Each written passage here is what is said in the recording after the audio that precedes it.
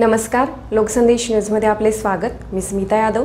पाहूयात काही विशेष घडामोडी। जत तालुक्यातील संख येथील साहेबगौडा शिवाप्पा बिराजदार यांच्या 56 पत्रेच्या घराला अचानकपणे आग लागून 10 लाखांचं नुकसान झाल्याची दुर्दैवी घटना घडलेली होती आणि या घटनेत घरातील सोने चांदी रोख रक्कम रेशन कार्ड धरणग्रस्त दाखला कागदपत्रे आणि संसार उपयोगी साहित्य जळून खाक झाले।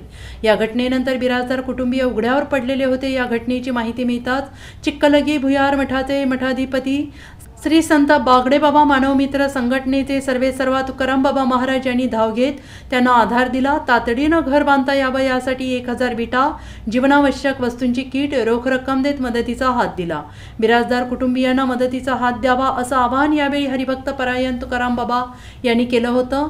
त्यांच्या या आवाहनाला प्रतिसाद मिळाला। संख येथील ग्रामीण बिगर शेती सहकारी पतसंस्थेच्या वतीने संसार उपयोगी साहित्य डबा ताट वाटी मिक्सर पाण्याची टाकी ग्लास जार कोळपटणी मिक्सर पासून कुकर आदी साहित्य दिले। बोऱ्याळ वस्ती येथील श्री शैल बिराजदार यांच्या युवक संघटनांनी देखील संसार उपयोगी साहित्याची मदत केली।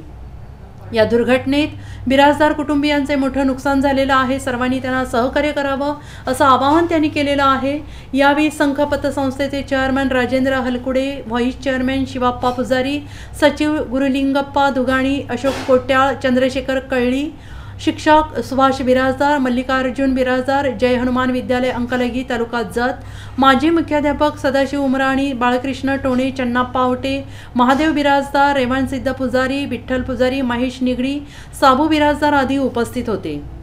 दिनांक 14/5/2024 रोजी सकाळी 11 वाजता छपरोच्या घराला अचानक आग लागली आणि त्यामध्ये साहेबगौडा शिवाना बिराजदार यांचं पूर्ण घर सर्व साहित्य कॉम्प्युटर लॅपटॉप मुलं जी शाळा शिकतात ते त्याचबरोबर धरणग्रस्त आहेत त्यांचा देखील दाखला देखील त्यामध्ये जळून खाक झालेला आहे आणि त्या अनुषंगाने त्यांना येणाऱ्या काळामध्ये ते कागदपत्र उपलब्ध होणे आणि त्यांचा परत संसार उभारण्यासाठी अनेक संघटना पतसंस्था गावातील ग्रामस्थ त्यांनी देखील भरभरून सहकार्य करण्याचा प्रयत्न मदत नव्हे तर कर्तव्य म्हणून गावातील सर्व व्यक्ती असतील किंवा अनेक क्षेत्रातील मंडळी असतील अनेक संस्था असतील ते पुन्हा घर उभारावं यासाठी सर्वांनी सर्वोत्तरी मदत करावी।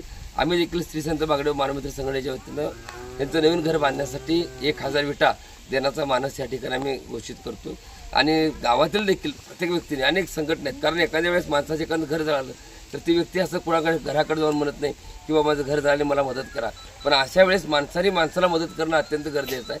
श्री संत बागडेबाबा मानवमित्र संघटनेच्या माध्यमातून जत तालुक्यामध्ये कुठेही घर जळालं तर त्या ठिकाणी संघटना आमची मदत करते, मदत नाही तर कर्तव्य म्हणून करते, पण ते करण्याच्या पाठीमागे उद्देश काय असतं की त्या व्यक्तीचं काही शिल्लक राहत नाही, फक्त अंगावरचे कपडे एवढे शिल्लक राहतात आणि हा माणसाला अशा वेळेस माणसाने प्रत्येकाने सहकार्य करून पुन्हा आम्ही तुमच्यासोबत आहोत कुठल्याही गोष्टीची उणीव भासू नये अशा पद्धतीची भूमिका सर्व ग्रामस्थांनी देखील करावी आणि त्यांना सहकार्य करून आम्ही त्यांच्या दुःखामध्ये सामील आहोत एवढ्याच्या माध्यमातून सांगतो आणि थांबतो। धन्यवाद। जय बागडे। ग्रामीण बिगर शेती पतसंस्था या संस्थेने देखील माणुसकी जोपासत आज त्यांना पूर्ण म्हणजे सगळं मिक्सरपासून कुकरपर्यंत सगळे लागणारी भांडे या कुटुंबाला त्यांनी मदत नाही तर कर्तव्य म्हणून केलेलं आहे। खरोखरच त्यांचं कौतुक करावं तिथं थोडं की अशा संघटनांनी देखील अशा जेव्हा असे प्रसंग घडतात त्यावेळेस सर्वांनी पुढाकार घेऊन तरी घर उभारणे हे घर उभारून तेवढ्या जोमाने परत सक्षम होणे यासाठी सर्वांनी मदत करणं अत्यंत गरजेचं आहे। मी पतसंस्थेचे चेअरमन